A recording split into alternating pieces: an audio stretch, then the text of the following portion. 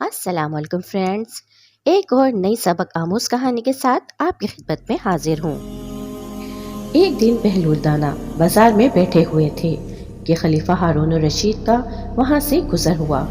खलीफा ने पूछा, बहलूल क्या कर रहे हो? जवाब मिला, बंदों की अल्लाह से सुलह करवा रहा हूँ।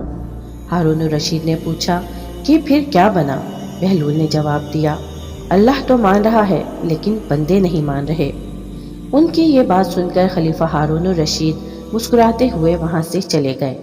कुछ अरसे बाद खलीफा हारून रशीद का एक कब्रिस्तान के पास से गुजर हुआ तो उन्होंने देखा कि बहलूल दाना कब्रिस्तान में बैठे हैं। करीब जाकर पूछा, बहलूल यहाँ क्या कर रहे हो? बहलूल ने जवाब दिया, बंदों की अल्लाह से सुलह करवा रहा हूँ। हारून रशीद ने पूछा कि फिर क्या बना? बहलूल ने जवाब दिया, बंदे तो मान रहे हैं लेकिन आज अल्लाह नहीं मान रहा।